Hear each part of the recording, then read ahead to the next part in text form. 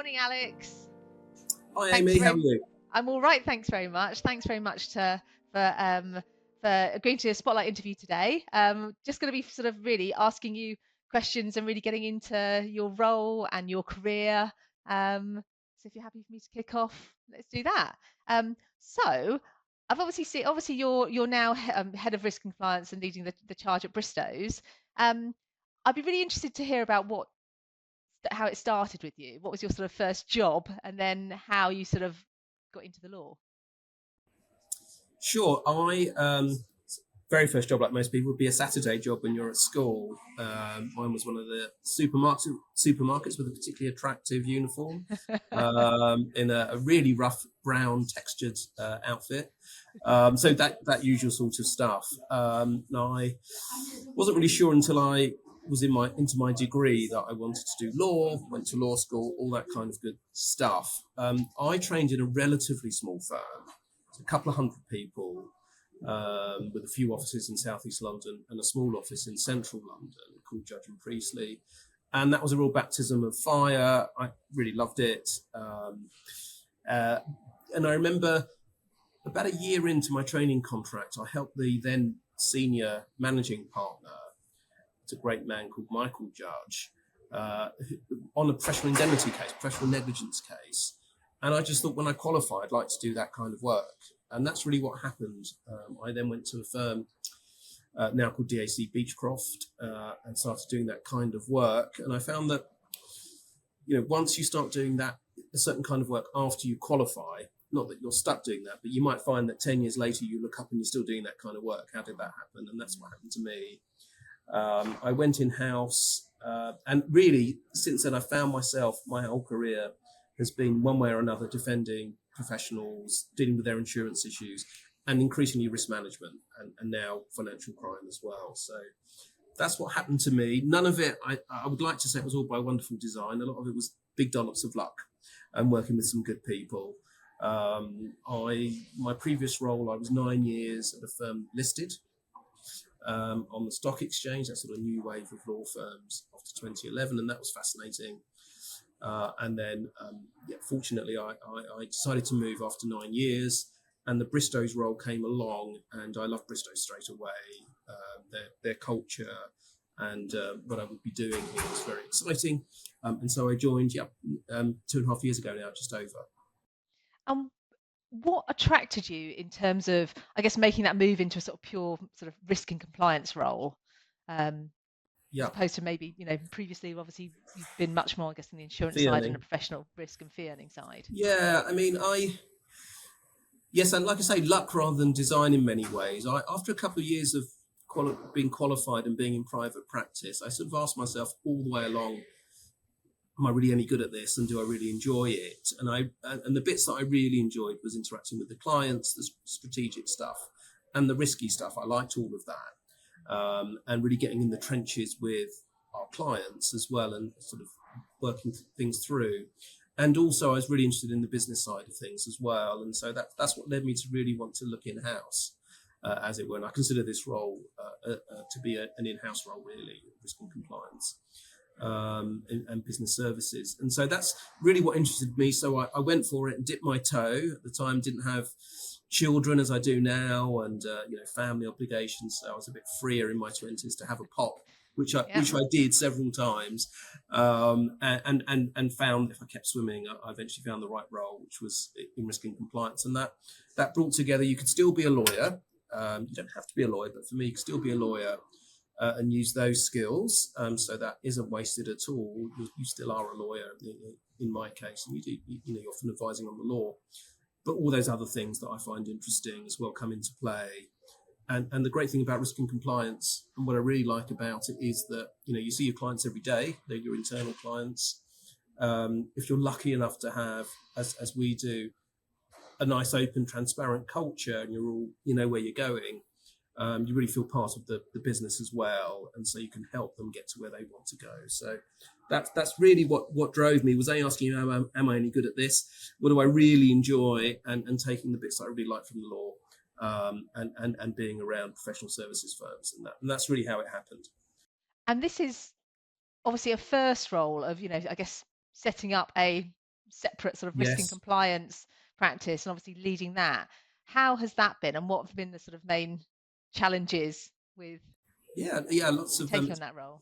it's been good. So the firm, my current firm, Bristows, has grown organically over the years. So the timing for them and for me was really good to kind of come together.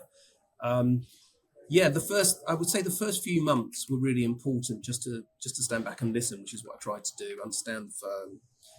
What kind of work does it do? It's a full service firm, but has some very strong particular focuses in terms of life sciences and technology and branding, and those are its key sectors.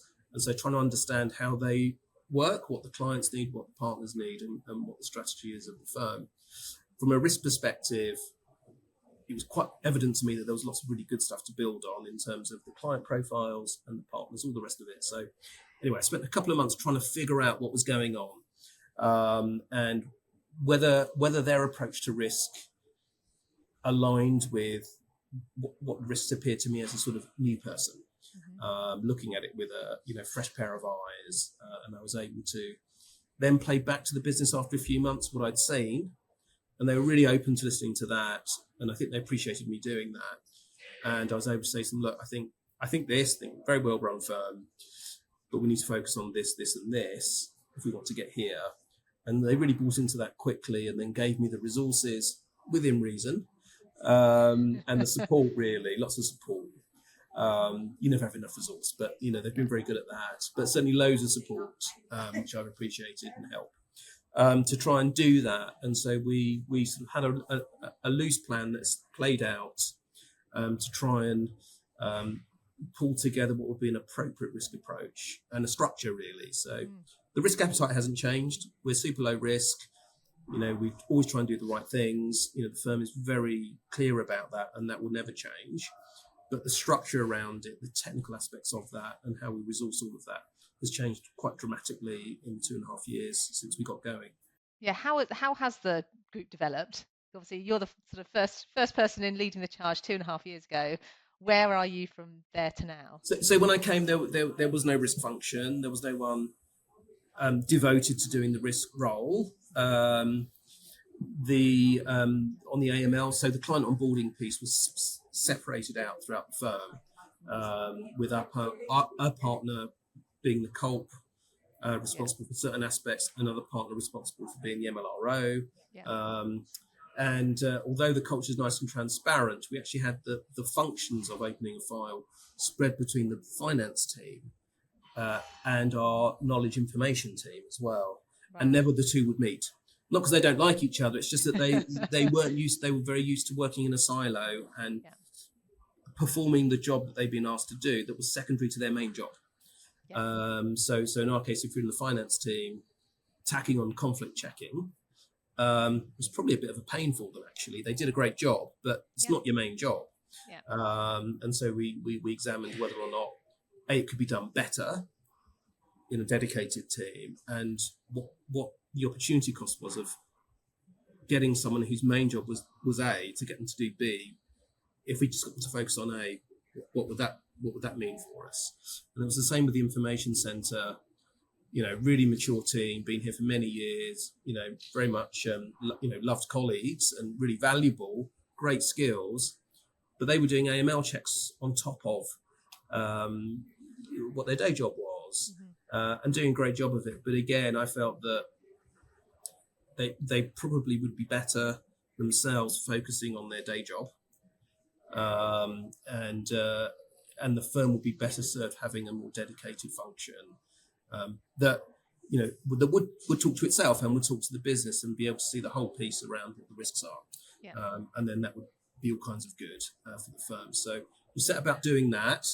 We brought in some technology, and we continue to roll out more technology. So we changed the whole mechanics of how we open a file, and we've slowly built a team over the last couple of years. And in the last year, we've gone from 0 to 4, hopefully to become 6 shortly. Wow. We've been very lucky to make some good hires out there in the market. We've now got a risk and compliance manager, manages the team, works really closely with me. She's doing a terrific job. She's 8 months into the role. She's come from a US firm, so she brings lots of excellent skills, very technically adept, and she's a star for the future, I would say. As is the other people that have joined. Another person has joined us from a top 30 firm, and they seem to be very happy as well, and they're contributing greatly.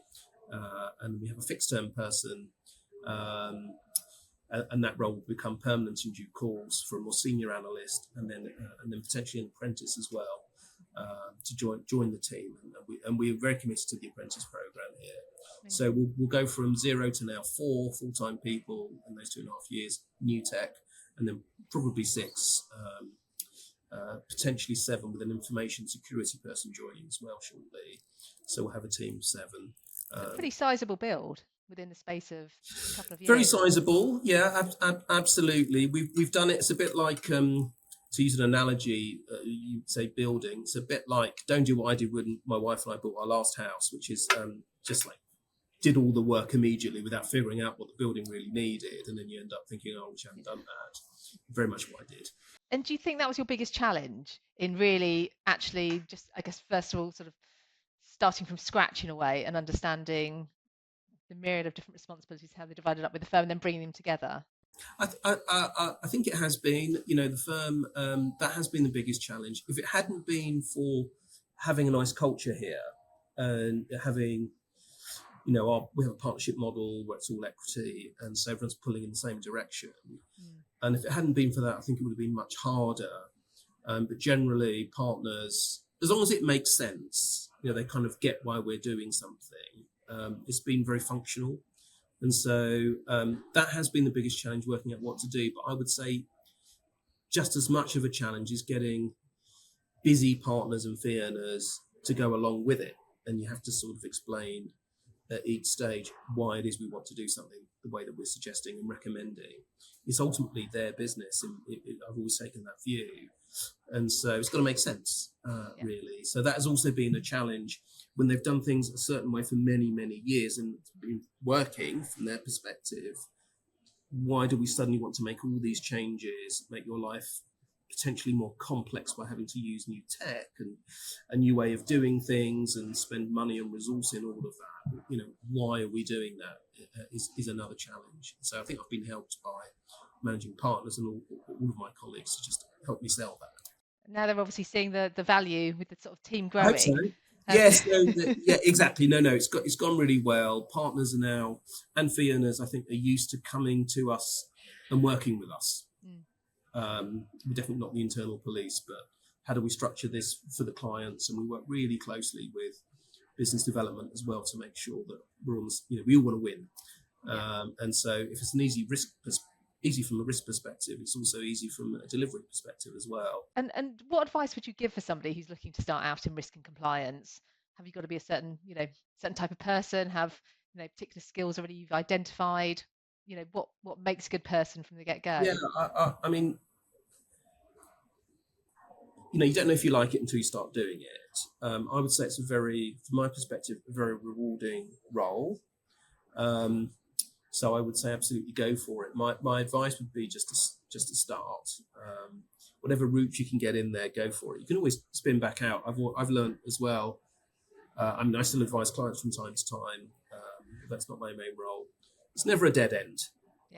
In my view, you can always make something happen. So I would say go for it. In terms of the skills, it very much depends on the sort of firm you're going to work for.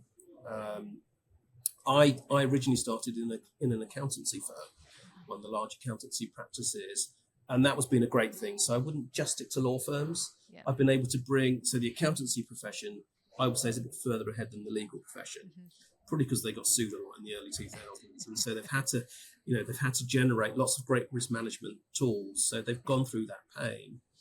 And a lot of what they do and do well can be brought into a law firm. So I've always tried to bring those skills in as well. So I would say, if you have an opportunity to start in a professional services business or any regulated business, go for it. You may end up at a law firm. So there's no set route. In terms of your personality and skill set, as I say, it depends on the kind of firm. A big firm, you might be able to specialize a bit more. If you're starting out early in your career, I would recommend that. Um, if you want to steadily learn your skills, I think that's probably a good place to start in a larger firm. In a smaller firm, you will have a chance to do everything, more things, and if you're really hungry to learn a lot of stuff and you're a bit of a sponge, and you learn that way, then I think that's fine as well. So ask yourself what kind of business you want to be in, what kind of firm, big or small. There's no set, for me, there's no set personality type. There's some usual stuff. So attention to detail is really important. Commercial awareness will come. You can learn these things. You need to be open, I think, to take on more responsibility. Because I found, particularly in law firms, someone wants you to drive the bus, basically. Everyone's really busy. There's always something to do, some new project to get on with. And so if you're someone that's willing to get out there and go for it, then, the business will be very grateful if you put your hands up and volunteer for projects. So be open-minded in that way. But there's no set personality type, I think. But you do have to work hard, good attention to detail, and volunteer for stuff. That probably applies to most jobs. Yes, I was going to say, sadly, yes. Everyone's specific skills, there are some trends. So sanctions are a big deal at the moment. Financial crime is an increasing issue. I would say build up your network. So I talk to lots of other compliance people in other law firms, and it's a really friendly community. So I would say get into that community. You'll find that all the other law firms, bar none, I would say, it's willing to share. This is how we do it. I'll have a coffee with you, talk about, at Bristows, for my example. And I would extend that invite as well to anyone that wants to get involved, within reason. Give me a shout. I'll talk to you about it. But so I say get involved in the network as soon as you can, and just get known and volunteer for stuff. Yeah, fantastic. And obviously, I think the sort of landscape's changed a lot over the last several years. What's coming up? How can you see it sort of evolving even more? You've obviously mentioned sanctions being a focus and financial crime. I jumped the gun there, didn't I? So I would say sanctions are a big issue. Information barriers around firms are also, I know, is engaging a lot of law firms, how those can be managed. Our regulator, the SRA, is very engaged with financial crime issues. And I would say understanding the solicitor's accounts rules, how client money is to be handled, and whether law firms will handle money in the future and in what circumstances, that's important. So I think all those things are not going away and are going to increase. The use of technology for law firms, I think, would be a massive issue in the next few years with obviously AI, and trying to understand how clients want us to deliver product. It's essentially what we do. Our product is legal services, but how do we deliver that, and what are the risks associated there? So understanding cyber is going to be incredibly important. So I think all of those things. The final thing I'd say is that, the profession has grown massively. I qualified in 1997. It's grown a lot since then. I think there were 50,000 qualified solicitors at the time. There's 150 now. It's something like that. That's kind of how it's gone. It's trebled. And law firms generally are either doing really well or going bust. And so really understanding where your firm is, in those circumstances is important, because that will dictate the pressure that it's under. And keeping an eye on quality control, making sure quality work, quality clients are always coming through the door. And in times of stress, there's a tendency to push the boat out and take on more work that you either don't have the skills for, or perhaps you shouldn't, from a reputational stance. So I think those softer skills are not going away as well, understanding the pressures of the business. And I see more financial pain and more consolidation out there for the profession, sadly. So I would say have an awareness of how a business works, how to read accounts, also isn't going to go away. So all of those things, I think. It sounds it sounds like it sounds like you have a lot on your shoulders, but it's exciting, isn't it? I think it's an exciting area where, as you say, again, it's really sort of ballooned in terms of importance to firms. I mean, probably actually where you are is a really good example of, all the duties are spread amongst different people. Now there's again, they bring you in, you've built a team, you're soon, seen as to be a fairly sizable team in sort of 2.5 years, so steadily going, but going in that direction. Yes. Yeah, it's really exciting. It's a fantastic role, I think. I really do. And risk and compliance generally is taken really seriously in our profession. I think that all the law firms I talk to, when we compare notes, they're all at a different stage of that journey. Everyone's investing, or should be, of a certain size where they're able to. They're investing in that function. And so it's great to be a part of it, particularly early on. Where you can work with the firm and really try and allocate what resource you have, where it's going to have the biggest impact, and build hopefully a really nice team. We're lucky; it's a really pleasant place to work, and Bristows is very supportive. And so, I'd like to think anyway, the team that we've built, everyone enjoys their role. Of course, it's work. Some days you don't want to go in, but generally, I think we've got a really enthusiastic, happy team, and it's fun. We've got our risk and compliance quarterly drinks tomorrow night, so I'm glad it's today, not Friday morning, that we do this, because there might be some not what I approve, but there may be a drink consumed or two. So it's fun. We're not siloed, so we're really involved in the business. So yeah, it's terrific. And as I said, there are a lot of fantastic law firms out there that are also equally trying to go on the same journey. And so, no matter what stage it's at, I think we'll get a lot out of it. And I certainly have. It's been a lot of fun building the function out. I was going to ask you, what does there might be absolutely no typical day, but what would a typical day look like for you? What sort of things are you sort of handling in a Sure. day? So things that come across my desk. So we deal with a couple of things. So there'll be always something to do with onboarding a client of some sort. Things will get escalated up to me, which sounds quite grand, but there are certain things just as a matter of our governance. So there'll either be a standard query that's come through that the team can deal with. I might pick that up to help if other people are busy. Try not to get in the way too much. But there might be an escalation, say a conflict issue, particularly a commercial conflict where we might upset a sector if we take on a piece of work. Those sorts of discussions will come in. So something will be escalated on the onboarding side. Then there'll be some projects going at any one time. At the moment, we're investing in the ISO standard for data 27001. So there's lots of stuff going on with setting that project up. There's always something to do with the team as well, particularly around this time. So we're doing our budgets at the moment. So as I say, typically there'll be emails coming in around onboarding, moving clients forward. There might be a really technical question around sanctions. Almost certainly every week, something to do with Russia, and that's really fast moving. And we have clients with a global footprint who want to do the right thing, and so we're always having to look at that and make sure that we're up to date. And then there might be general sort of day-to-day regulatory questions. We have a new office in Ireland, and so making sure that's functioning in the correct way, which it is. And also I make sure that I meet every new joiner of the business as well. So at least 2 or 3 times a week, I will sit down with someone who's joined the firm just for a coffee and maybe talk a little bit around how this can support them.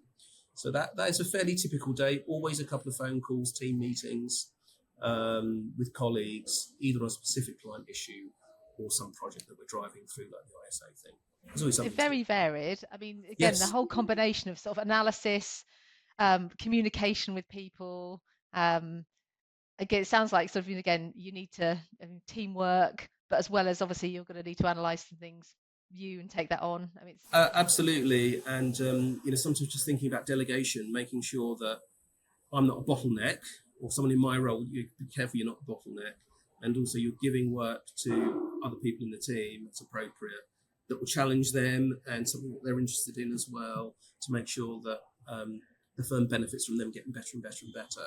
So that's really important. The other thing we get involved in is procurement. So more often than not, I'll have an email talking about something that the business wants to acquire. Whether it might be a photocopier all the way up to some large piece of tech. And that tends to come across my desk as well. And so you have a chance to analyse the contract, work out whether or not they're people we want to do business with. So yeah, there's a huge variety, and you can cut it any way you want within reason. But you're always going to have something to do with file opening and always something to do with ethics and regulation. Wow, busy. Everyone says they're busy, but you sound that's a full on day. It's always full on, but that's great. You Yes. often look up, it's 5 p.m. Doesn't it really? It always does feel like work. Of course, it does. Mm-hmm. But the day does flash by, and more often than not, it's rewarding. Yeah. And that's the best thing I'd say about it, and really quite varied. So that's great. And actually, the bigger the team's got, the busier I am, and the busier we all are, which shows, I think, that it's working. Yeah. And that, business is using us and likes having us around. I certainly hope so. I mean, part of an area that's only going one way. There's only going to be more regulation, isn't there, and trying to manage only that. More regulation. It's growing. All the law firms I talk to are all growing their teams. I think law firms understand what they can get out of a risk and compliance function, and so they use them more and more and more. Whereas perhaps even 10 years ago, that wasn't so much the case. But yeah, it's just growing. Everyone knows recruiting. And competing for the really good candidates that are out there. Everyone wants to get those people and convince them why they should come and work for us. And we've been lucky so far in being able to do that and make it really exciting. Because it is genuinely a fantastic place to work with great clients, superb lawyers. But also you walk down the corridor and people you can hear, though they're working hard, there's lots of laughter throughout you walk the floor and you can hear people enjoying themselves. And that is wonderful, I think. Fantastic. Well, it sounds like it's been a great move for you personally. It sounds like you're doing a sort of sterling job, and it says rewarding's the crucial thing. So look, fantastic. Thank you so much for speaking. It sounds like it's a really exciting area. You've even got me. I'm immersed in recruitment. There you go. But you never know, Alex. You never know. Yeah, absolutely. We'll talk later, Amy. Absolutely. Well, thank you for having me as well. We're really passionate about our firm and about risk and compliance. What it can offer someone in their career journey, and also what it can offer law firms as well as a function to invest in. So, love talking about it, as you can probably tell. Yes, and best of luck with it all. I hope this is useful, and we'll speak again soon, I hope. Amazing. Thanks, Alex. Thanks, Amy.